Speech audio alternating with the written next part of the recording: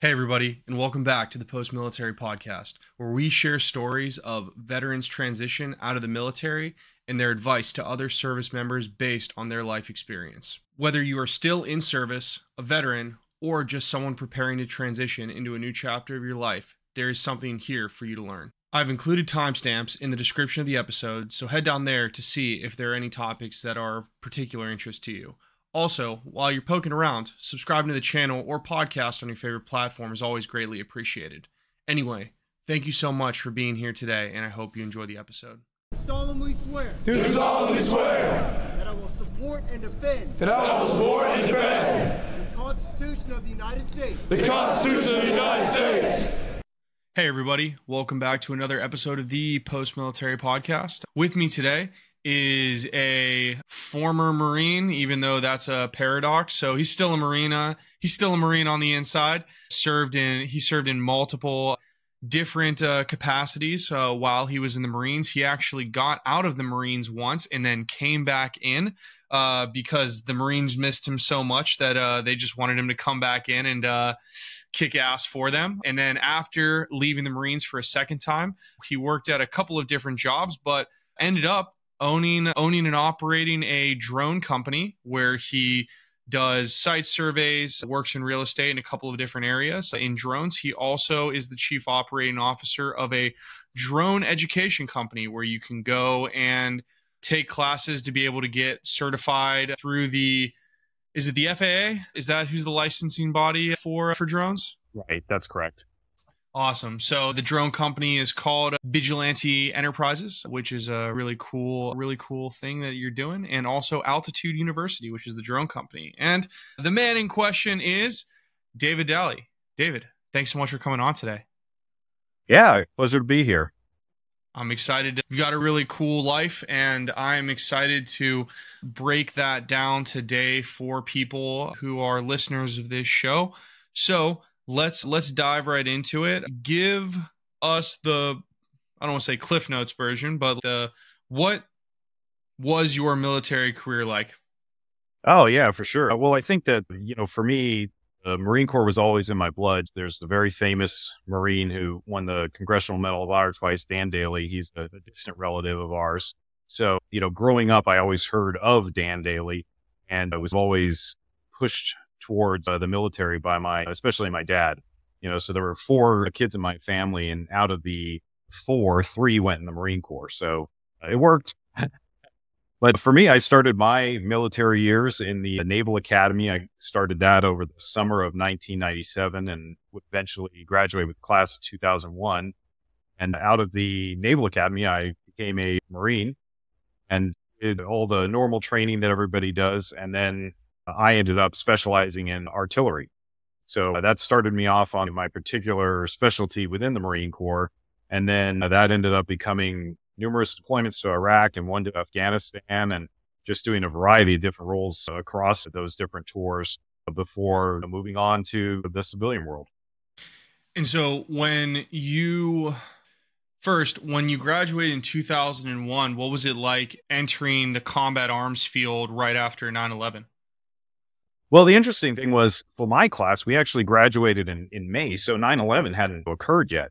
And we were actually in the middle of our training at the basic school in Quantico when the attack occurred. So it was a very interesting time you go into the training with a certain mindset that you're there to be the best. At the time, you're learning how to be a platoon commander, how to be the best you can be at that.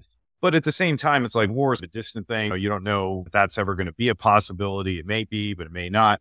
But once that happens, suddenly the entire mindset of everybody there changed, because it wasn't a matter of, will I go to war? It's when will I go to war? And so once that attack happened, I remember we shut down everything that we were doing training wise. We actually sat on our packs for a day or so, waiting to see if they needed us to provide security around the Pentagon, since we weren't too far from where they were attacked. And from that point forward, the mindset was definitely like, well, I am going to war. So now I really have to every effort I can to get the most out of this training. So it was an interesting time to go from that period of where there really hadn't been anything at that level for sure occurring. And I remember President Bush had spoken at my graduation in 2001. And he hinted to you never know what's on the horizon. You could be asked to go to war and all this. And like I said, it was yeah, that's a possibility, but who knows if it'll ever happen. And then once that attack happened, the mindset completely changed. It was an automatic. You knew that's where you were going. It was just a matter of when and how many times you were going to go. Gotcha. And so in that first stint that you had in the Marine Corps, what would you say was the most impactful position that you had while you were there? Wow, I would say that would have to be either when I was a platoon commander. That was just such a awesome responsibility to have so many people under your command that you're able to help train and lead. And then the position that I would say I had probably enjoyed the most for that first stint in the Marine Corps was when I was the fires officer for 1st Recon Battalion. And that was for a deployment to Fallujah, Iraq. Okay. And so you were in for 6 years, so a little bit over what the standard academy commitment was. And why did you want to exit the service the first time, especially with that such a steeped history in the Marines? Why did you decide that it was time to go the first time? For me, my goal had always been, if you're going to be called to go to war, that's what you want to do. That's why you're joining the Marine Corps. That's the point of your existence within that organization.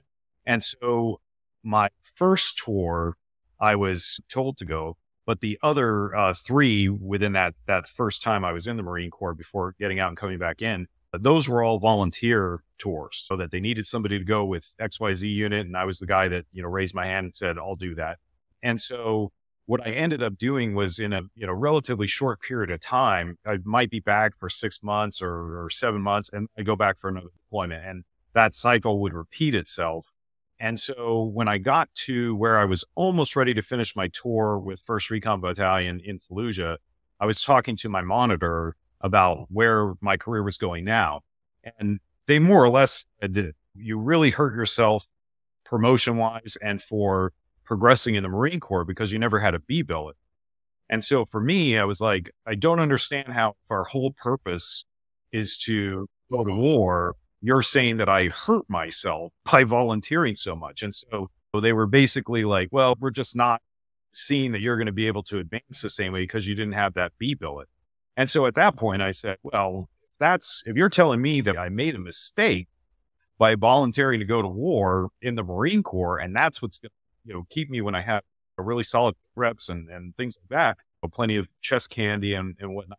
If you're telling me that was a mistake, then maybe it's time for me to go. And so they hinted that they thought I was bluffing. And within 30 minutes or so, they had my resignation faxed to them from Fallujah. And it became oh, wait, we were kidding. And I said, well, you've already showed me what's going to lie ahead. So I'm not going to play that game. So I got out for that reason. I felt that I was being penalized against my peers for the fact that I had gone so many times to a war.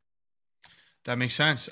I agree. That's very frustrating that the point of the military is to go and project military power for the United States, and to be promoted on anything other than lethality and performance in combat, I think is pretty ridiculous. But so I completely understand that frustration. And so how much time did you have before spot dropping your resignation and when you were actually out of the service?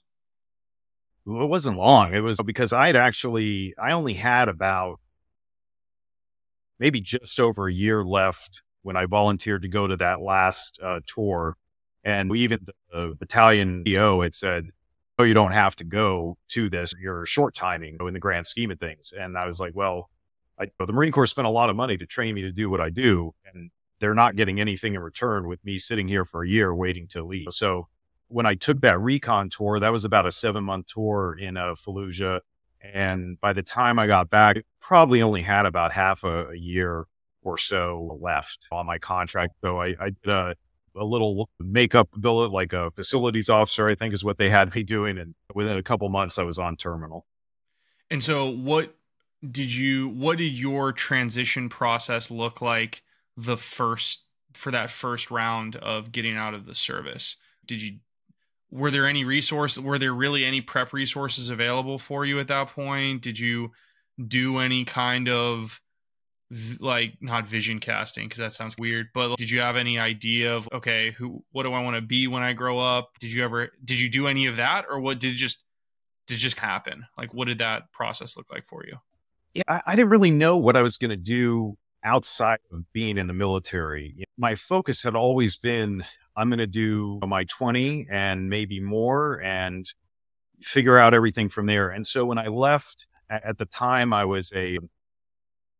only been a captain for probably a year or two at that point. So call it a junior captain. Well, I really didn't know what to do. So I went to one of the headhunter companies that say, oh, if you're an academy grad and an officer and all this, it's easy to find a job. And at the time, my value system was much different. And so I basically told them, like, I don't care what I'm doing as long as I'm getting a boatload of money. And so my transition process, while I was on terminal, I did a couple interviews and I ended up landing a job that seemed like it was something I would thoroughly enjoy. And I think it's fair to say that I was very much avoiding the fact that I had a significant amount of PTSD from my experiences in war. And so I went into the transition with the idea of, I just need to find a job and keep working the same way that you did in the military. So for me, I had gotten a job lined up before I even left that was on paper a very good job, lots of good benefits to it, high pay. It would include international travel and whatnot. And even when I did my exit interview with the colonel that I reported to, he said, well, do you have anything lined up? And when I told him what my job was, he was like, well, you're making more than me then. So I really can't tell you to stick around. So that transition, because I wasn't allowing the issues that I was having to surface, at least not in the way that they would end up surfacing, and make it difficult. It was a pretty quick move I was on terminal already working at that new job. That's interesting, because I did something very similar in my transition where I got a job that everyone said, ooh, because I was cyber warfare. So I ended up working at Amazon Web Services because that's what everyone said. That's the peak. And I was like, well, I guess I'll just grind to the peak. And then I did it. And I started working on terminal as well. Looking back on it, would you advise people to start working on their terminal leave? Absolutely not. Yeah. Not at all. The mindset, there's a lot of growth that needs to be, at least in my opinion, that needs to be seen in the transition process. So you look at the way that the service, any of the services, build up somebody from a civilian into a airman or seaman or Marine or soldier or whatever. And it takes years to bring that person to where they are now, like a lethal killing machine or exceptionally good at whatever they're trained to do.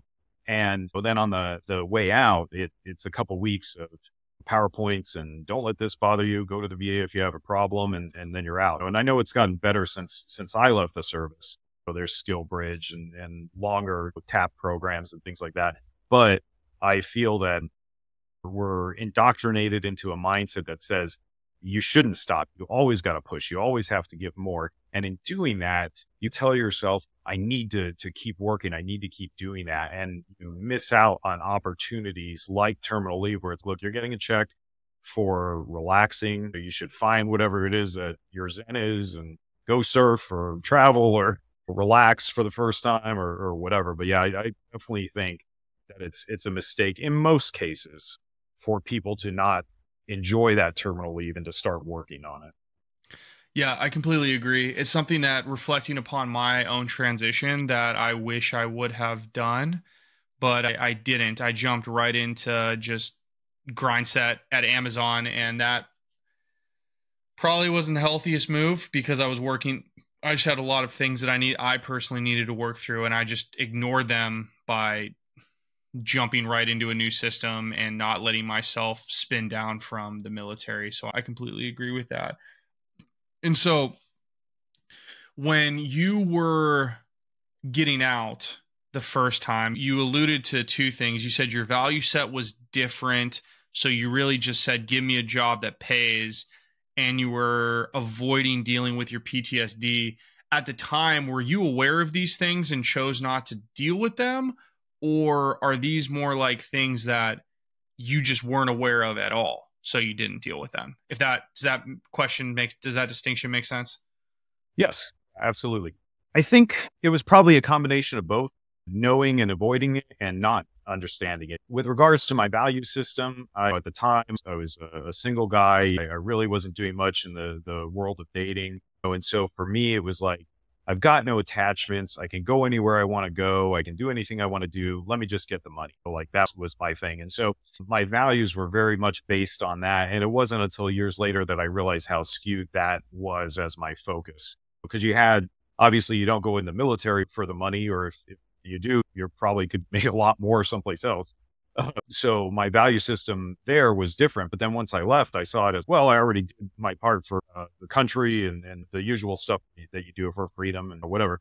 But now it's my turn to just make money. And that was not the right way to do it. But specifically on stuff like the PTSD, a lot of the things that I thought were strengths in combat, like being able to disassociate from violence, being able to enact violence, do horrible things like take lives and whatever. I always saw that at the time as, well, these are strengths that I'm able to not let these things bother me, or at least that's the way I saw it. And what I realized later on was, a lot of those things I was making coping mechanisms for dealing with these that were bleeding out in other ways than the way that would have been healthy. Okay, that makes sense. And for those coping mechanisms, how did those end up manifesting themselves in your life? Because I think that a lot of people are like you in the sense that they don't really understand what's happening to them. They just get out of the military and then these emotions or responses start to manifest themselves, and people don't really understand, this is like a cause of my military time. People just go, I got out of the military, now I'm sad or I'm stressed or I'm on edge, and I guess I'm just like that now. And so what did that present itself as for you once you actually made that transition? Well, for me, it was a lot of stuff like the inability to socialize in a healthy way, keeping a big distance from people emotionally, disconnecting from situations that perhaps before going to war, I would have been more likely to be into. Things like going over to spend time with my family, or like I had most of my family still lived in San Diego, where I at the time wasn't too far from. So I could have hung out with them all I wanted, but I didn't. It was a lot of, I think my hypervigilance was really high up there. So a lot of situations that I might have enjoyed, I don't know, going to a theme park or something like that. It just made it too difficult to be around crowds and feel that something was wrong. And I used to think for many years, well, this is because I'm smarter than the average bear. Well, I'm aware that there is danger when everybody else isn't. And when you start to realize the amount of energy that it takes to keep doing that and to keep focusing on things like hypervigilance or whatever, it comes out of somewhere, whether that's you get depressed or you self-medicate or you find some kind of vice or whatever to deal with. And if you're not releasing that in a healthy way, it can be very bad. And I think when you look at the statistics within the veteran community, where 25% of vets that leave the service don't have a job. The homelessness rates are double what the normal population's rates are. Same with drug use and things like that, violence and everything. It's, I think, a product of not taking that time to recognize those things and find the healthy outlets for them. So for me, it was a lot of like hypervigilance, disconnecting, being very angry, but not showing that anger in a way. Like I never really got violent in the sense of hitting or anything like that, but I would definitely start doing things that we used to say when we were at war, we want to get a little meat in the diet if we were going on a patrol or something to see some action or whatever. And so I would do things to get a little meat in the diet, run at 2:00 in the morning in a very dangerous area of town, hoping to have something happen so I feel that rush again. So it was a lot of that kind of stuff for me. Does that answer your question? No, that does. No, I appreciate you being so upfront about that stuff, because I think that a lot of people, the military, I don't believe does a good job of equipping transitioning military members with the mental self-awareness to self-diagnose.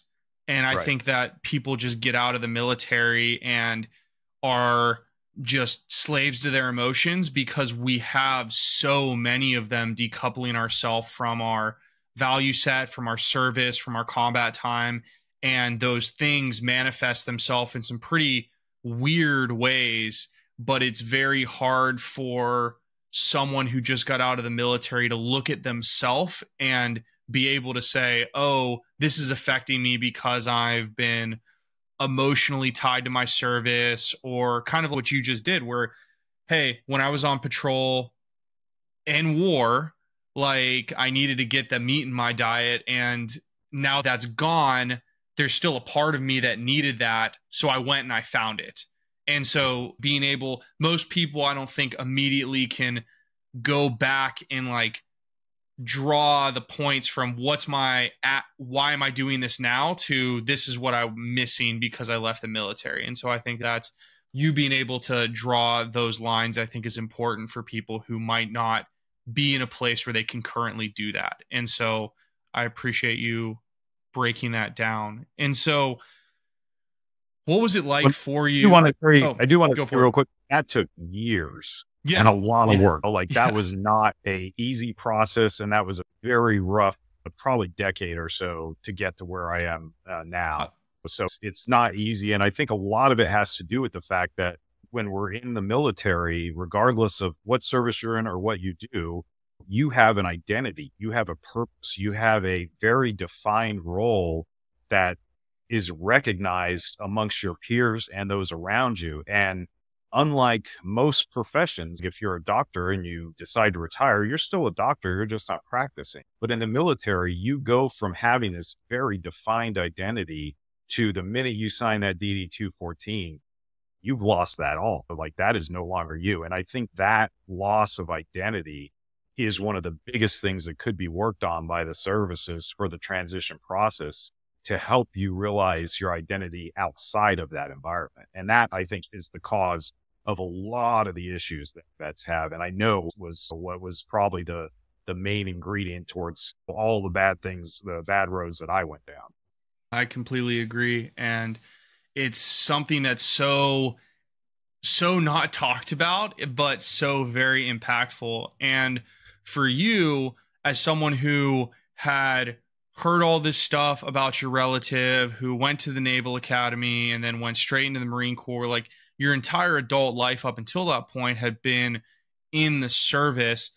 And with your benefit of being able to look back and reflect, what was that impact on, what were the emotions, what was the emotional impact of you detaching yourself from that pretty large portion of your identity up until that point? Oh, it was the root of, for me, depression, anger. It was a loss of self, a loss of, I've always felt, even to some degree now, that since those experiences, I'm a half second ahead or a half second behind the rest of the world. Like that's what I feel is that frequency I'm slightly off of. And I think that feeling of, I have a role that is important and I know what it's producing, like what my efforts are showing, to not have that anymore. And especially like the civilian world, at least in my experience, the value system's different. And it took me years to understand that, so that it's not like honor, courage, commitment, all that kind of stuff. So that may be what the company that you're working for has as their mission statement or whatever. It's just profit. It's just about making more money for raising the share price or moving more product or whatever. And so that difference in the value system made it very hard to find purpose and identity. And in that, well, that led me down all kinds of bad things, eventually to where I was suicidal and came close to taking my life in 2018. And certainly in my 20s, I was a gambling addict. I had spent years just gambling away my money and being very irresponsible with it. And lots of drinking and other stuff that, that's the roads it took me down to cope. It's sad to say that that's such a common life story for people who get out of the military, and we'll dive more into those things here soon. And so for you get out of the service pretty ill-equipped from an emotional perspective. You end up getting a job that theoretically is a good gig, And how long did it last for you with that initial role? Yeah, that job ended up being, it was in the aerospace industry, and it happened to be that when I got out, it was right at the Great Recession in '08. And so the aerospace industry lags the normal economy by about a year or two in general, just because of how long it takes to have contracts run and things like that.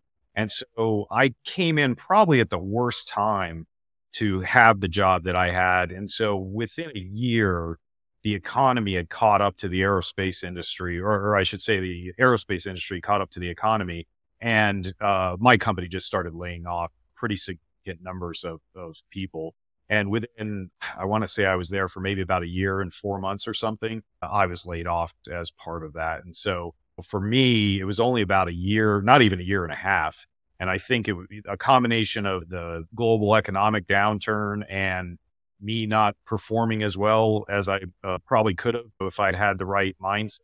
Working for a boss that probably wasn't well equipped to be a very good leader and teacher, but just made it that didn't last more than a year, and with some change. Okay. And so then what did you do next at that point? Well, that same mindset. I got to keep working. I got to keep finding what the gig is. I went back to the headhunters and I said, find me another job as soon as possible. And I remember the last one I interviewed for was a company that makes carpet. And when I was doing really well in the interview process, and I remember the people I was interviewing with, that I don't even remember what stage of interviews it was, but it was several in, and I was close to the hiring point, were telling me how excited they were that they got the Winnie the Pooh carpet line. And I just remember thinking, I will never be this excited about Winnie the Pooh carpet. And they were beaming as if it won a Nobel Prize or something, I just told the headhunter, I'm not going down that route. It's yeah. And so I said, there's a war going on. Find me something in the war zone. And so from there, found a contracting job. And next thing I knew, I was in Afghanistan. Oh, and as a civilian. Yeah. And what were you doing as a civilian back in Afghanistan? I was working for a company that had a lot of the contracts out in the war zone there. And I was basically the ops manager for their air operations. So it was a lot of like day-to-day planning on what aircraft were going to move, everything from mail to food to munitions to people. And so it was just like an ops manager for that. Got it. And what was that like for you from emotional or a mental perspective to be back in the Middle East, be back in that war zone, but not be in the service? It was a very interesting experience for me, because coming from, at that point, I had never been to Afghanistan. My war tours up to then were all in Iraq. And so it was a completely different culture. It's obviously very different than Iraq. And so for me, I went in there with a lot of the same feelings that people who have never been to war have, because I did not know this environment. But going in as a civilian, it was a completely different experience. Like you're not as much of a target as a military personnel would be. And so for me, it was, in one sense, I felt like the hypervigilance on steroids. And I was very aware of at any minute you could be kidnapped or whatever. But on the other hand, we weren't even on a U.S. base. We had our own little compound. The company was paying off the local police to have everybody ignore us for the most part. And so we'd be having beers and lobster every night. You could go into town, into Kabul, and go to the grocery store and buy steaks and whatever. And I remember one of the crazy things was they had a Mexican restaurant that delivered. And so this guy didn't taste authentic, or, like I'm Hispanic, and there's like a certain flavor of the food that you get that was missing from it, but you could get nachos and tacos and stuff delivered from a guy in his hatchback to the front gate of our little compound. And that was a normal evening. And so it was a very different experience to go there and see these heavily armored convoys with MRAPs and stuff, bobbing and weaving through the traffic to get back to base safely and avoiding IEDs. And then we're there just in a Toyota 4Runner, going to the grocery store going like, are we going to have lobsters today, or should we do steaks, or both? It was a very different experience for sure.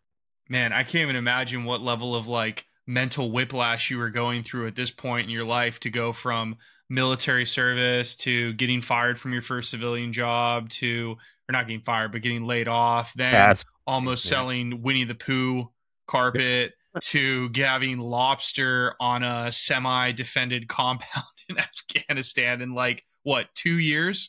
Yeah. Is that about the, oh my gosh, that's crazy, man. So then you're offered to come back into the service. That was like the craziest thing. One of the craziest things when we talked earlier was you were like, yeah, and then they were like, Marines call you up and go, hey boss, you want to come back? What's the story behind that? Yeah, to this day, I don't know how the Marine Corps got my number because I had cut ties with the service in every possible way. And at that point, I don't even think I was really doing anything with the VA. And all I had on me was the little Roshan cell phone, the Russian cell phone that you can buy out there in Afghanistan. And one day while I was doing my work, I get this random call and I don't recognize the number. And I pick up and it's this colonel, out in Camp Pendleton. And he says, is this, Captain Daly? I was like, well, this is Dave. This isn't, I'm not anymore. Like that, those days are gone. And I don't owe you guys anything. I'm out. Apparently, this colonel was looking for people that could work with an assignment he had that he was putting together for a tour in Afghanistan. And he said, hey, I saw some stuff in your file. You were with Recon and did a bunch of tours. I'd like to see if I can entice you to come back in. And I said, well, I've already resigned my commission. I don't think that's a possibility without literally an act of Congress. And he said, no, it's wartime. We got some special things we can do. We can put you back in today. And he said, all I'm asking is, are you coming back to the States anytime soon? And I said, well, as luck would have it, I'm coming on leave in about a week or two here for a couple of weeks. And he said, if you could just stop by Pendleton, because I was coming to San Diego anyways. If you can just stop by Pendleton, I just want to talk to you for like an hour or so. So, talked to him and a pretty good deal. It was, you can come back in for a year of war. So you're going to be attached to a MARSOC and do some stuff with them. And then you can part without owing us any time. We'll bring you in as if you didn't miss any time in rank. So when I left in '08, I was a junior captain. And then he said, yeah, you're going to come in as a captain ready to pick up major. As if you had never left. And so he said, you can choose to stay at the end of that tour or you can leave without owing anything at all. Your call. And so I said, well, I'm already here in Afghanistan and I was getting bored of the thing I was doing. Plus I didn't really like the fact that I wasn't armed in that role. And I said, yeah, why not? Let's do it. So within a month or two after that meeting, I got back on the plane, but this time I was Captain Daly again. And so what was it like for you from that? What was it like for you then emotionally to have that 2 years of absolute chaos to going back into the Marine Corps and then also be on an assignment that was like pretty high speed, pretty tip of the spear, pretty impactful? What was that? Where were you at in your headspace at that point? When I left in '08, I was sure I made the right decision based on the fact that the Marine Corps was saying I made a mistake by going to war so much, at least with regards to career progression.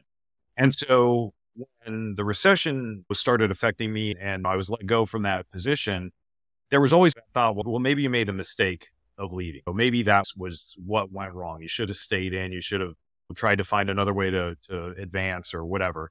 And so there was always that thought of maybe I got out too soon. And so my first thought was elation over the fact that this is my chance to see whether or not I made a mistake, or whether or not this is where I should have stayed.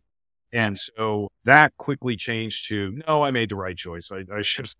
So because at least in my case, there was a nostalgia that I had attached to my time in the service.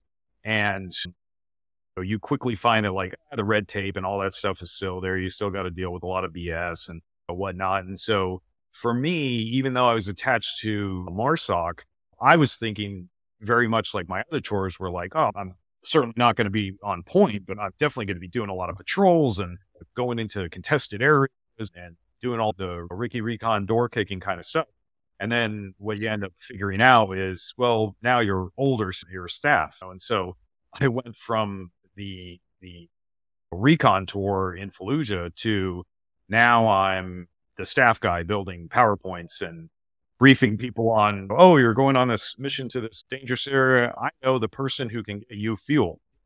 And it was a very disheartening tour for that reason, because it was just very much told me you made the right decision getting out. And I knew for sure the MARSOC CO one time had asked me to put together a slide deck for him.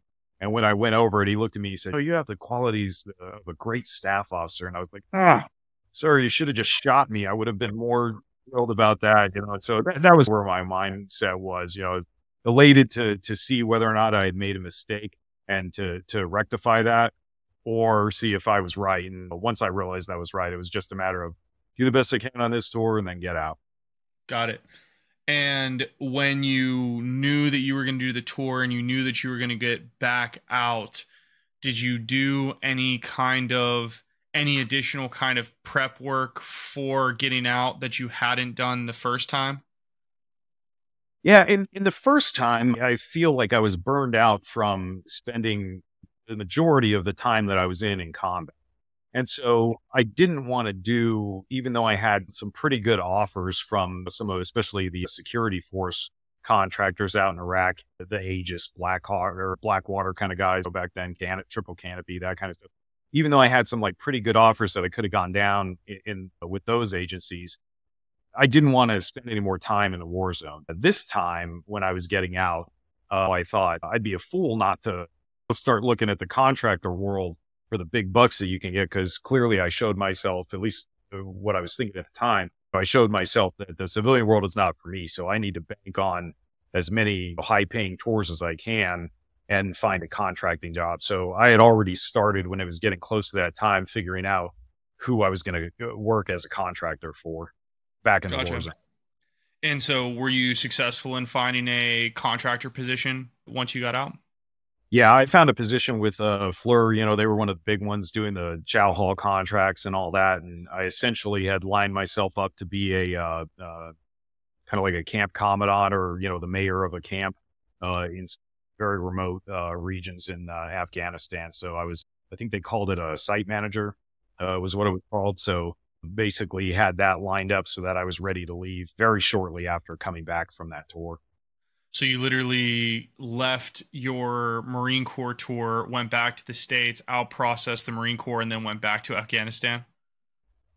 Yeah, that's crazy. It was maybe just a couple months after that. But, the money was, it was just ridiculous to turn down, the kind of money they make out there. So for me, that experience in the aerospace industry had told me you can't survive in the civilian world. You need to, this is what you're good at. So go back to where you're good at. And so it was like, let me just go back to war. Yeah. And so how did you eventually work yourself out of that fear, or that belief that all you could be good at was war?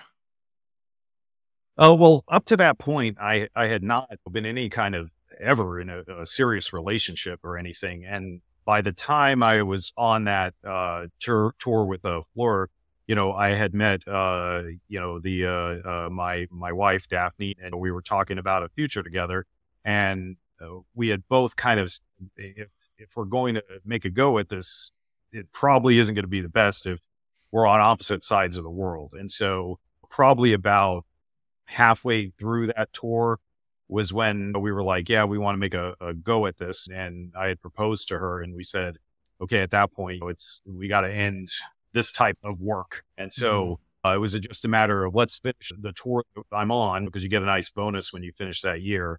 It was like, let's finish this tour and then dive back into the civilian world outside of World War. And what was that like for you at that point, trying to dive back in the civilian world after you had basically convinced yourself, hey, this isn't for me. I'm not going to be happy here. I understand you got a wife now, so you want to make sure that you have a more stable place, but how were you able to overcome that belief that this wasn't for you? Yeah, I think it was more out of necessity. It was, I can't go down the road of staying in the war zones. So time to just do what you do. Just in the Marine Corps, you suck it up and push. And so I thought, well, my best bet is to look for companies that are specifically hiring veterans. so that I can get somebody that understands that mindset and probably be surrounded by people that also have that mindset. So I think I went to one of the Service Academy hiring conferences and just looked around for who was hiring specifically with like vet programs and whatnot. And I had already at the time started talking to Amazon prior to that conference. And then once I got there, they were like, oh, well, you're already in the pipeline. Let's do our interviews here at the conference. And if we like you, we'll hire you on the spot. So that's what ended up happening. Gotcha. And how long did you work for Amazon? Probably about 2 years. And that was in a variety of different roles. But I started running a shift at one of their plants in Southern California. Gotcha. And what was it like for you in that first role? Because you had been in Afghanistan and Iraq for a significant portion of your life up until that point. And I'm assuming that all of the PTSD and the emotional things that you have discussed in this episode so far, those things hadn't resolved themselves at that point. And so what was it like for you within those 2 years where you were, what was it like working through all of that stuff? Well, initially, it was a great opportunity to continue to mask all of that and to avoid processing any of it because I was working third shift. And I would say of the other managers I was working with, probably 3/4 of us were part of the military vet program that they had. And a lot of us had all done tours of war. So it was like, there were a handful of kids who had come straight out of college and were working there, but most of us were all combat vets. And so it was a lot of camaraderie and a lot of shared experiences. And it was a lot of that, like, you just keep grinding, you hustle, you push, you just work. And so it was like, by the end of each day, we were all like literally pouring sweat and just, it was a lot of the same kind of mentalities as the military. So I was able to avoid acknowledging that, even to the point where, when my family would say, they used to, at that point, I started going to the VA and, they were trying different meds to address some of my PTSD stuff. I'd have like as my family called it, the jerk pill, that if I didn't take that, I was a jerky to everybody. And it was a lot of just being distant and cut, not really sharing emotions, and definitely being emotionally abusive and rough and not present for everything that was going on. So those years at Amazon definitely allowed me to continue to avoid anything that would be looked at in the form of recovery or addressing my issues from war. Gotcha. And so you think that because you were around so many other veterans that had a similar experience as you, and you were in a company that was very much the work pace and then just the culture just allowed you to just feel not at home, but just like you were just one of the guys versus, hey, this is something that needs to be worked through? Do you think that's what stopped you from engaging with those, like, that emotional baggage that you had to unload at some point? Yeah, I think it was just the mindset of when you're in the military, it's very much you can always give more. You can always keep pushing, push through the pain, push through the anguish. If it's a bad day, push through it, that kind of thing. Move it to the side and worry about it later. And at that particular role in Amazon, it was the same kind of environment where you were just expected to always do more, always push. And obviously that's why they hire people that are veterans, because they know that mindset exists, and they may on paper say that they're paying you a great amount, but you very quickly will learn that you're going to work way harder than what they're paying. And so because of that, it was just an environment that said, you don't have time to worry about this other stuff. Just keep work. And would you have any advice for a veteran who finds themselves in a similar work environment, whether it be Amazon or not? Would you have any advice for somebody for how they can start working on themselves? Yeah, I think the thing that you really have to look at is you have to do a lot of self-reflection, and you have to understand that there is absolutely nothing wrong with saying that you have issues with experiences that you've had. And I think that there's such a stigma around trauma in general And I don't care what that trauma's from. You could have gotten a paper cut, and that could have been the most traumatic thing that ever happened to you in your life. Yeah. If that produced trauma for you, that's trauma. Or if you have horrible memories of being a combat veteran or something like that, or military sexual trauma, or any of the things that are out there that people experience, there is a toll that takes on you. And so I think that the best thing you can do is identify that you are having issues, realize that stigma is only there because it's been placed there by people that aren't taking the time to appreciate the importance of recognizing that, and then to find help. And thankfully, as vets, unlike a lot of other, groups in society, we have an enormous amount of resources out there for us, both from the government and from the private sector, that we can tap into. And I think that recognizing that you have issues is the first step. And then understanding that there is nothing wrong, quite the opposite, actually, in trying to find the resources that will help you address those and grow out of it. Do you think that do you think that veterans don't engage with those resources because they don't know, or because they choose not to?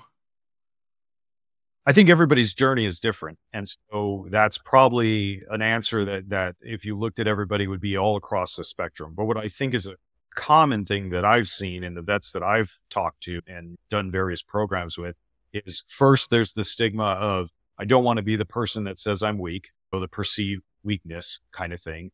And in that, there's a lot of isolation where you don't realize that there's a lot of people feeling the same way that you are. And there's a reason that you're feeling that way, because the human mind is not supposed to experience those kinds of horrible, traumatic things, especially that you see in war. And so I think that a lot of it is because there's that stigma, and nobody wants to be the one that admits they have a problem, because we've been indoctrinated into a community within the military where it says, you don't want to be the weak person. You don't want to be the one that is having issues. And that may have some usefulness. I stress may have some usefulness in an environment like combat, but it certainly does not outside of that environment. At least that's my experience.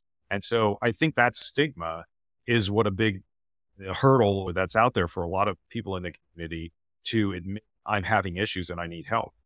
I think that's an excellent point. And the other piece that I've seen, and the piece that I've personally struggled with, is, especially because I was in a support unit from a cyber perspective, I was never tip of the spear. So I would look at folks like you who actually deployed and went overseas and got shot at and were in the line of fire, and people got killed, people got maimed, all of these things. And as a support person, I can always look at that and go, I didn't have it that bad, so I need to step aside and let there be room for those people who got tuned up real bad.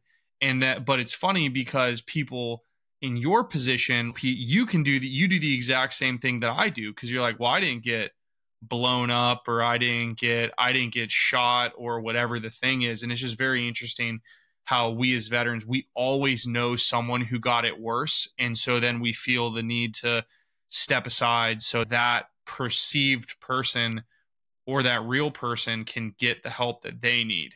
And it's like that self-sacrificial, like you almost want to martyr yourself so that somebody else can get the help that they need, because well, I didn't get it that bad, so someone else needs the help.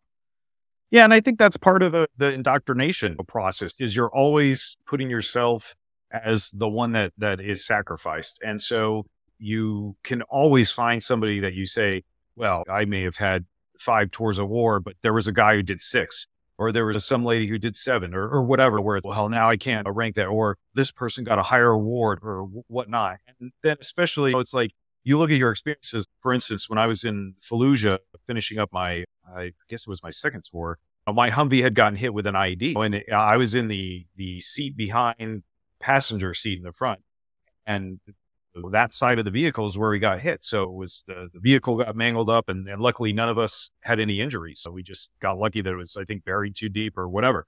But anyways, it was like, being hit with an IED is a traumatic event. But I would look at it and say, well, nobody in the Humvee that I was in when we got hit got hurt. So how does that compare to somebody where I had friends in vehicles where they were killed or maimed or whatever. And so you sit there and you like say, well, that's a real person who got hurt. That's a real person that did something traumatic. And in my case, it just messed up the vehicle. So I don't have a right to, that's kind of the lie that you tell yourself.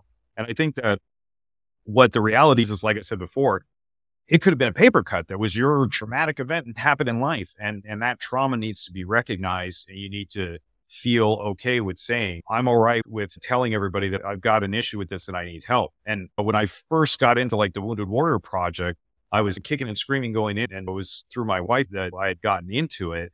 And I found it interesting that when I first started talking to them before I signed up, I had said, well, my injuries, like I had a pretty significant spinal injury that happened while I was in training, not in combat. And the stuff that I deal with now, the PTSD, I never got maimed, I never got shot or whatever. And they let me know that the majority of the people that are in the WWP, program are for PTSD that had no injuries and stuff. And that was kind of a big, like, wow, really? Like that's what, cause you think, oh, it's the guys missing limbs or the ones that are burned or all this stuff. And the reality is that it's like trauma's trauma. And you have to recognize that and understand that it's the things that we've been conditioned to think that say this is more important trauma than this trauma. And it's like, that's fallacy. As trauma, and recognizing it is important, and judging it on a scale is also important. And once you recognize it, you can start getting help and improving your quality of life.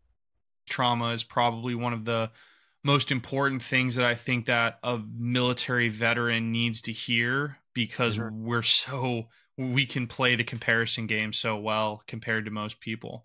So for you, when did you leave Amazon, and why did you leave Amazon, and what did you do next? Well, in my case, I'd gotten injured at work. And so I ended up leaving because of that injury. And that was really the first period where I suddenly had a lot of time on my hands to be depressed and to be looking at it as like, I did everything I was supposed to. I went to the academy and I became a Marine officer, and I did my tours of war, and I went to corporate America, and I got my degree and all this kind of stuff. And when it looked like everything that I had positioned myself for was falling apart, it was really a rough time, because that's when I started really getting into the depression and the hypervigilance and the emotional disconnect, and just not putting up those shields that were keeping me, still taking a toll on me, but keeping me from realizing it as heavy as it was. And that kind of started like the downward progression of just trying to tread water, if you will, and continuing to sink further and further until I got to the point where finally I was like, I'm going to drown and be out of this if I don't find help. And what stopped you? Why did you decide to go get help versus continue to spiral downwards? Well, I have an amazing partner. My wife, Daphne, is just fantastic and has hung with me through the worst of the worst. And her encouragement was what really kept me going. And so through her encouragement, I started taking a shot at programs like, okay, I can go back to the VA, or I can go on this Project Odyssey with Wounded Warrior Project, or eventually I went to a program they had called the Road Home program, which is like a 3-week outpatient intensive PTSD thing that was at a Rush University in Chicago, where, they like for 3 weeks just really, really work into the PTSD thing. And you're in a small group of a dozen other vets that are having like really seriously strong PTSD issues. It's just therapy on steroids. So those programs and starting to really get into all that stuff and realizing that I do have a lot of issues, and that's okay, but it's not okay to say, I'm just going to let that monopolize who I am and eventually take me under and those around me. I recognize it. Now I got to do the work to fix it. And what would you say that for you, what was your like daily or weekly rhythm that you got into to start helping you work through a lot of those mental issues? Unfortunately, I wish I could say that it was like a linear progression of progress. And I think most of the vets that I've talked to, or anybody for that matter, who's experienced trauma, it's nonlinear. And so it's a lot of, maybe you'll do meditation for a while and that'll work, or maybe you'll start exercising and that'll work, or, doing different kinds of therapy and stuff. And it's like little by little, you'll move forward, then you move back, forward and back. And it was just a really rough, probably decade or so of doing that before getting to the point where I started to do consistent work where you would say, well, I'm going to focus on the fact that I'm having hypervigilance issues. And then you find whatever it is that works for you, the combination of stuff. So I would go in and out of it. When I was still having the gambling issues, I would do GA for a little while. And I used to call into a GA meeting once a week. But there were lots of programs at the VA, lots of things with the Wounded Warrior Project and some other organizations like that. Just little by little, I started getting the tools collected that would say, okay, I'm realizing that being involved in this particular activity is not healthy for me. I'm realizing that if I'm noticing that I'm being a jerk and emotionally unavailable, I'm going to have to learn to be empathetic, and I'm going to have to work on that and talk to therapists about that and find what it is that works for me. And so it was a lot of just figuring that stuff out and little by little building the tools to say, all right, I'm going to be responsible for the fact that I have these issues and that it's causing the people that I care about to have a lower quality of life. It's causing me to have a lower quality of life. And if I want that to change, I have to move in a productive direction. And so you would take the little bits of that and move forward, I completely agree with just saying with the concept that this improvement's non-linear. And I think that for a lot of veterans, that's really frustrating because people expect like strategic level improvement points, not like improvement by inches. And so what would you say, what advice would you give people to encourage them through that process? Because you said it's been over a decade's worth of work. And so what advice or encouragement would you give people so that they can like work? Because it's a long process. Like how would you encourage those people? For me, it's one, recognize the issues. Two, understand that's totally normal and that it's okay to have issues. And three, search for that network of help and lean on it. We're very good at, I think, as a veteran community saying, you got to do it all on your own. But the reality is, if you really look at like your military career, it was a team. And you weren't successful because you were God's gift to the military. It was because you had a team around you that was really good and everybody relied on the other people around them. And that's where the strength was. And then when we get out, a lot of people, including myself, say, I'm going to forget about that fact that it was the team that really was the strength. And I'm going to think that I have to do it all on my own. And that's what I think that the biggest piece of advice is realize that you were successful in the military because there was a team around you. And you can be successful outside of the military by also recognizing that, like, you got to find that team. And that could be other veterans. That could be, maybe for you, it's best not to be around veterans. But find whatever it is that is your team, your family. And that's not just biological. That's anybody that gives you a positive outlook, that gives you strength and moves you in that positive direction. That's your team. And you look for everywhere that you can find that, sometimes I'll read the stuff of the Stoics, like my partner is big into that, and she'll say, oh, this Marcus Aurelius quote is really good. And yeah, I got something for that. Other times I'll read a book by RuPaul and say, wow, he really gets it. He's got some fantastic advice in this book of his. And it's just finding all those little tidbits of positive stuff that you put together that becomes your therapy, your way out of this, or at least to journey along a positive direction for it. And so that's really what you have to do, I think, is just not look at it as, I wish I could be cured of this, or I should be able to fix this in a moment's notice. No, this is a journey. Like those experiences that are traumatic, they are going to change you for the rest of your life. You cannot undo that. But what you can do is the way that you process it, the way that you approach those reactions that you have that are a product of that trauma, and really just looking for that network, that team around you is what you need to do, in my opinion. I love that you say that people can get advice or community or inspiration from a variety of different sources. And you've said this before, but I really want to highlight it, which is everyone's journey is very unique to them. And just because something worked for me or for you doesn't necessarily might work for another person. And so just because you try something that works for someone and it doesn't work for you doesn't mean that you're out of hope. It just means that there's just a different process out there that's better for you, which is something that I think people get discouraged by rather quickly because they try something that worked for their friend and then it doesn't work for them. And I think that understanding that everyone's journey is unique is incredibly important. It's also important to not quit on it. You wouldn't quit in the military. Like if your rounds are coming down range and all the chaos of war is happening around, you don't have the option to quit. So you just figure out a way to mentally say, I'm going to keep going through that. And you need to apply that same discipline to your recovery with stuff like the trauma and how you deal with it when you transition out of the military, and just sticking with it and saying, hey, I'm just trying to be a little better on this. And if today wasn't a great day, tomorrow's coming, and just keep rolling with that. And that especially helps when you have that network in place that you can sit there and call up somebody or talk to somebody near you and say, hey, I'm really hurting here, but what do you think? And they can say, keep hanging with it, keep going. And just like they did in the service, you on like an obstacle course or something, everybody's cheering you on, don't stop, keep going, you got this, and all this. Like, you find that same crowd around you on the civilian side, and it'll get you through a lot of those dark moments and pushing in that positive trajectory. Yeah. Keep pushing through regardless of how an individual day goes is incredibly important for people to think about and remember.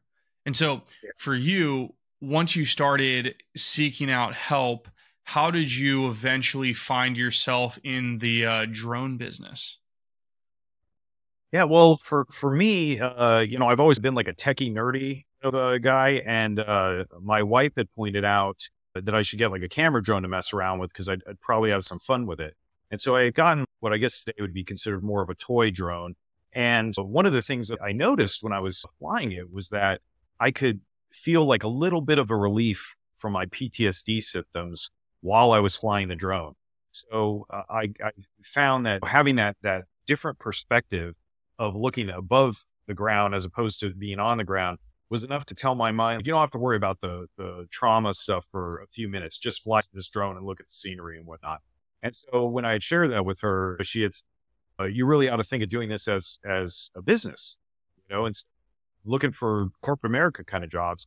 And as usual, I took a while to fully bite off on that. And with her encouragement, finally got to where I was like, okay, let me see if I can make this a business. So I bought a drone that was a little better than the one that I had and started finding it. Yeah, I could fly for real estate stuff or different mapping projects or whatever. And before I knew it, after a relatively short time, I got to where I was not only doing the flying, but I was also writing for the industry for various publications and different online and in-print sources.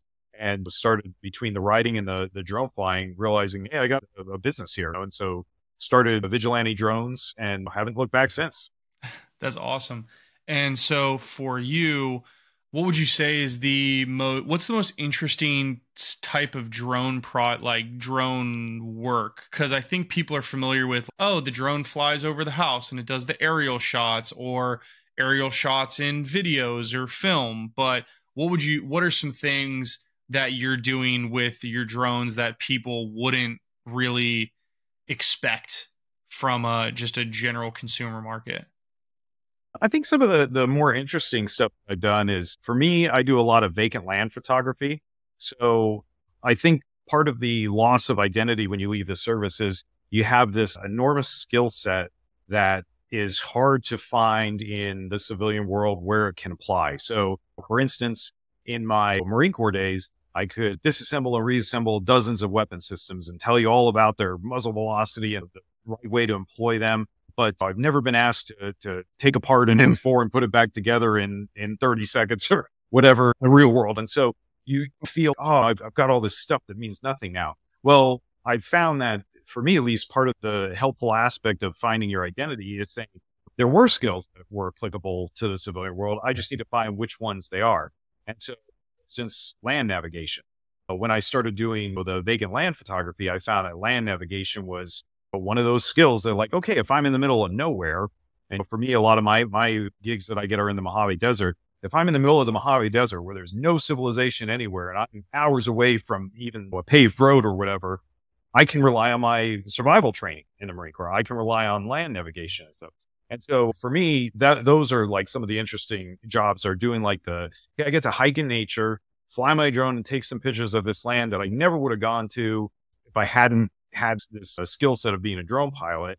And I'm getting paid a good amount of money to basically just hike around and take some pictures and stuff. So that's fun. And then you'll get to do projects that, like for me, I've always been into archaeology. And so sometimes I hired to film like a site that somebody wants to see if it's a burial site or if there's any kind of markings or geoglyphs or pictographs or anything like that. So those kind of jobs are really fun for me. That's awesome. And was this your first, when you started Vigilante, was this your first time starting your own business? Was this your first time going into entrepreneurship after the military? No, I had always tried to start a bunch of stuff, but my stick-to-itiveness was always lacking. And I think that was a big part of my PTSD, was that same kind of, when you think of your recovery in terms of, oh, I got to fix this now and then be done with it and move on to the next dragon to slay. It was the same way where like I'd start a business, I'd get all the paperwork done, I'd file, I'd have an official letter from the IRS, here's your EIN and all that. And then I do nothing with it. And so I probably started 3 or 4 LLCs before Vigilante, but Vigilante was the first one where I was like, all right, let me stick with this, keep building it. Let me learn about marketing. Eventually I had gotten a MBA. And so that helped with a lot of understanding business stuff. Although now I think YouTube can give you the same information that all the schooling gave me. And probably the best way to go would be the YouTube route. But yeah, it was not until Vigilante that I had finally started one that I actually kept working at to make it a success, because in the other ones you'd get frustrated, at least I did, where it'd be like, oh, I only made $100. Like that, this is a waste of time. And so you let it go. And so with Vigilante, it was the first time that I really kept pushing on it. And a lot of that was Daphne encouraging me with, hey, you're going to have in the beginning months where like, you only make $100. So you got to keep going. You got to keep pushing, hustling, whatever. Eventually got to a point where, well, I'm, doing pretty well. This could be my sole source of employment. And sticking with it over the years has really brought it to where it's been an enjoyable career within that industry. And so what advice would you give a veteran who is looking to possibly start their own business? Oh, I think the number one, speaking about what we had talked about earlier with my values being based on whatever makes me the most money, one of the life lessons that I learned over the last, I guess 40 plus years is that money is a very poor thing to hang your values on. And as cliche as it sounds, it's really about happiness. And so I think that if you find something that you love doing and you can make a business out of that, that's where you're going to be successful. If you're looking at it as, I heard I can make a lot of money by doing this, you might be successful to some extent, but you're going to be miserable doing that. And that's going to take its toll on you in other ways, I think. But if you can really sit there, like I genuinely enjoy going out there in the wilderness and hiking and taking pictures and flying my drone, I'm happy to do that. It just happens that it pays really well. So for me, it's the perfect combination there. And then same thing with the company that the COO of. It's in the drone industry. I love working with people to help train them to become a drone pilot as well. A line of work that I'm very passionate about and that I have a lot of faith in the growth of the industry. So it just happens to add to that experience of feeling like I'm doing something I enjoy. And so I think if you're going to start a business, Daphne had asked me once a question of like, when you were a kid, what is it that you wanted to do? Did you want to become a Marine and go to war, all this stuff? I thought about it and I was like, no, I didn't. I wanted to be an archaeologist. That was the thing that I really wanted to be. And so I started thinking like, well, what can I do in that field? And so I'm actually looking now at going back to school to become an archaeologist. And there's a lot of use of drones within archaeology. And so I can take those skills and continue to carry them on. But that's something that I want to, focus on in the coming years. And so I think it's the best advice is if you want to start a successful business, start with looking at what is it that you really enjoy doing, or what particular thing are you going to wake up and have a smile on your face and say, yes, I get to do that. And then if you want to say, how can I make a business out of that? That's where I think you're going to be successful. I love that. I think that's excellent advice. And I love that you brought it back to your values. And so what I would love to know now is, so you've done a lot of work on yourself, working through your PTSD. You've said your value set has changed. And so where would you say you are at right now in terms of like where you're at mentally, comparatively to where you were the first time you got out of the military, where you were just angry, you had all these like emotions that you didn't recognize? Where would you say you're at right now? Never been better. So I think that it's been a rough road to get here, but I feel like for the first time in my life, I feel like mentally, spiritually, in some ways physically, because I'm definitely not the mammal that I was when I was in the Marine Corps. I'm a few extra pounds and I need to work on that. But I've never at a point before where I felt that like the path forward was so well defined and that things were all headed in the right direction. And that's not to say that everything's fantastic or whatever. There's certainly challenges still. There's certainly things that I would like to be better on all fronts. But I am at the point now where like the trajectory is positive everywhere I look. And that's something that you need to cultivate. It's going to die out if you don't. At least that's what I found in my life. And so I would say that I'm at that point now where I feel like everything I do will be focused on positively impacting my life and the life of those around me. And that's come after a lot of work on the things that were keeping me from having that mindset. That's awesome. I'm really happy to hear that. So for you, what would your advice be? So for people who are listening to this, who have yet to get out of the military, what advice would you give them to hopefully maybe short circuit that development process that you had to go through? What could they start doing now to prep themselves for that transition? Before I got out the first time, there was this captain that I was working for when I was doing that facility stuff, I think. And he had said that whether it's in 4 years or 40 years, at some point, the Marine Corps is going to tell you that they don't need you anymore. And you better have something waiting for you on the other side. And at the time, I laughed at it and thought, that's the dumbest thing I've ever heard. I'm too busy not getting killed at war to worry about your little advice about being back. But looking back, that captain was incredibly intelligent for what he was trying to pass me. And I was just ignorant to pick up the pearl of wisdom that he was throwing at me. But I think if you're about to transition, if it's happening very soon, hopefully you've planned what your exit strategy is. If you've got a little time, start planning. Certainly by the time you're a year away from leaving, I think it's never too early to say, okay, if the service tells me I'm done, or if I decide to tell the service I'm done, what's my exit strategy? What is it that I'm going to do that's going to make me happy? And I think really the focus needs to be on what's going to make you happy. And that may be that you backpack around Europe for a year before finding a job, or you decide to go back to school, or you want to jump right into the workforce. Whatever it is that's going to make you happy, decide what that is, and then look at like reverse engineer it and say, okay, if I want to be a painter, or I want to be an engineer, or I want to work for this company or whatever, do the steps backwards to what's going to get me to that point. And wherever you identify that there's a gap in your ability to reach that, that's what you need to spend your free time doing, is filling in those gaps, building those bridges, building those skills or those networking opportunities or whatever, so that when that day comes that you sign that DD-214, you're ready physically and mentally to go into whatever it is that makes you happy.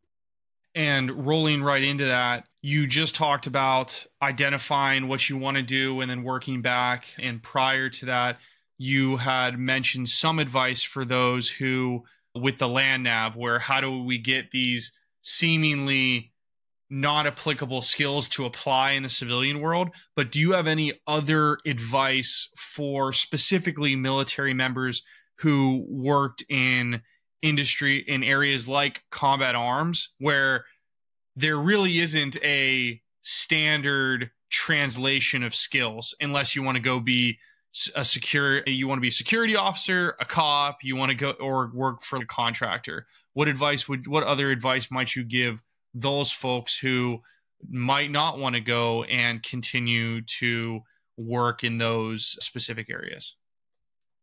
Well, when I went to the TAP program on the way out of the Marine Corps, the VA was there and they had a little questionnaire that you fill out and it said what your skills in the military translated to. And they made it very clear at the beginning that if you were infantry or artillery, there was a big donut for you of skills that transition. And at the time I laughed it off as, yeah, being an artillery guy, that's true. There isn't a whole lot to do.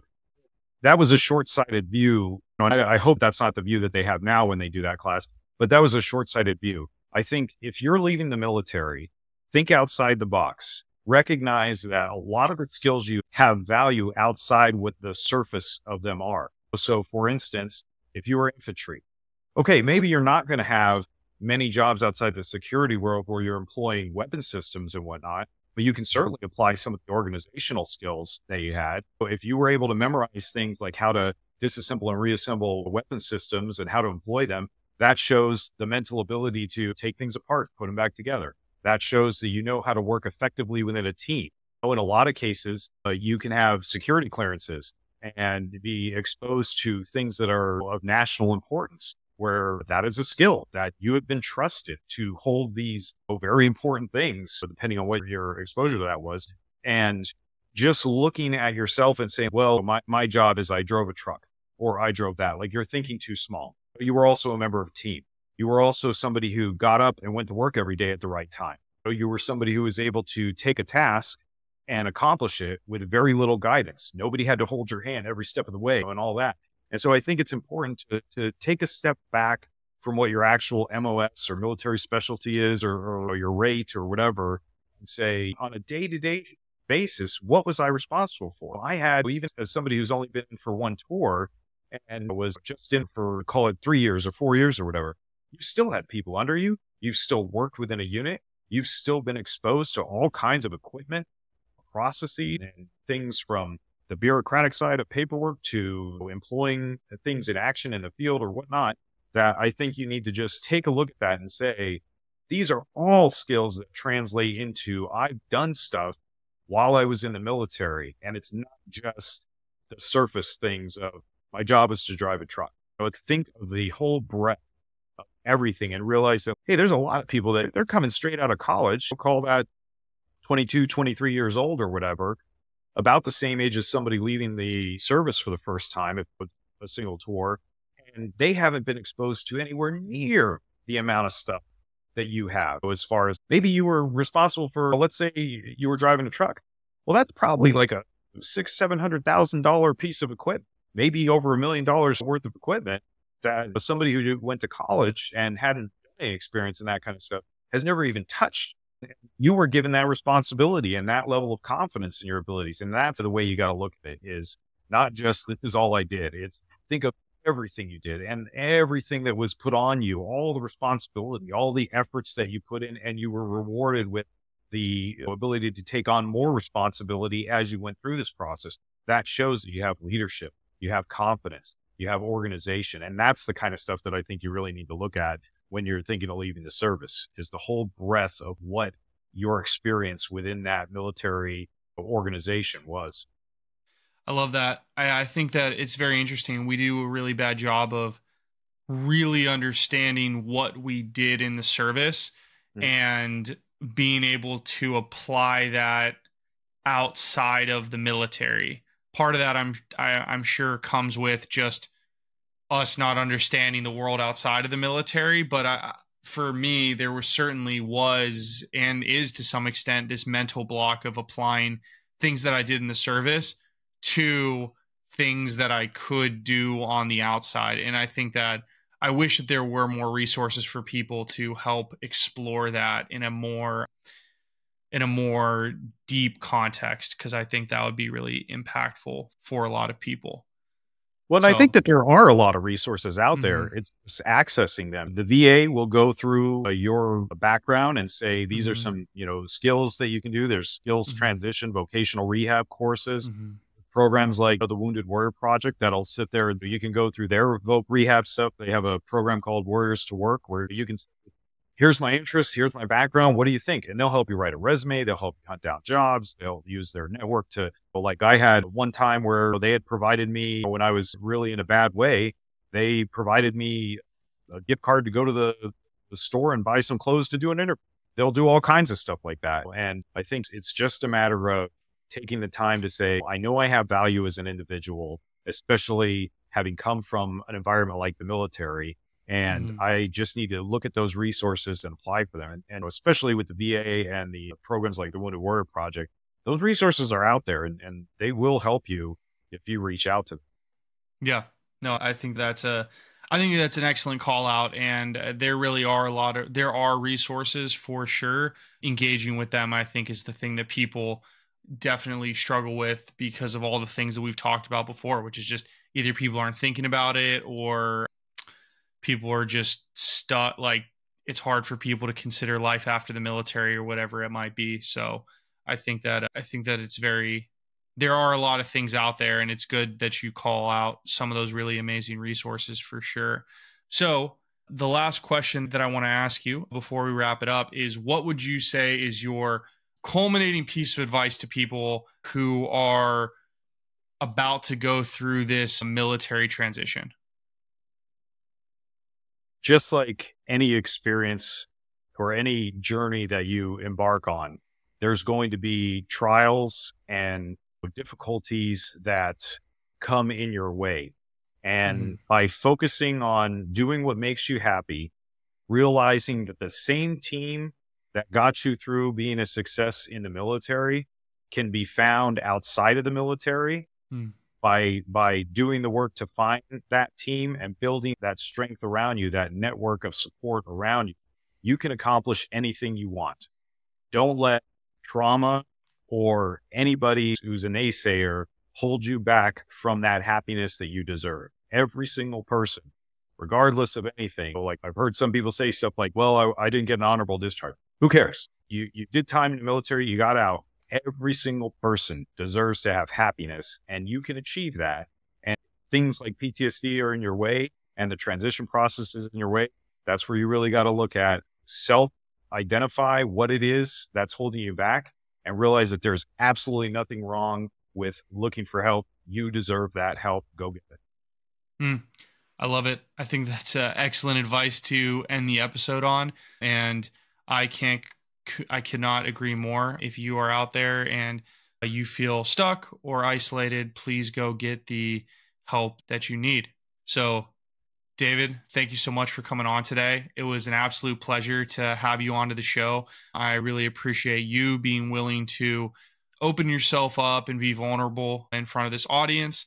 I'm very grateful that you decided to take the time and do so. I know that your words of wisdom in your story will be incredibly helpful to a lot of people. So seriously, thank you so much for coming on. It's been an absolute pleasure. Thank you for having me. And I wish you and your listeners the very best. And like I said, trauma's trauma. So recognize it and realize that, like, that doesn't have to stop you. Keep on going. Are there any social media pages or anything like that people can go follow you on or support you? Yeah, I have a LinkedIn page. You can look up David Daly, and if you type drones, it'll probably find me. And then you can also find me with Altitude University, which is online drone training, or you can go to vigilantedrones.com and find me on my drone service company. Awesome. Yep. We'll make sure to have all those links in the description. So if you're interested, make sure to check those out and go check out what David is working on. And so, Dave, thanks so much again for coming on. And for everyone who's out there listening, thank you so much for taking the time to make it to the end of the episode. We are so incredibly grateful. We hope that you got a lot of amazing information from this. If you like the content, sharing, subscribing, liking on whatever platform you're on would be greatly appreciated, as it helps us out. But we love having you here. We do this for you, and we're happy that you're on this journey with us. So thanks again so much for listening, and we will catch you on the next episode of the Post Military Podcast. Peace.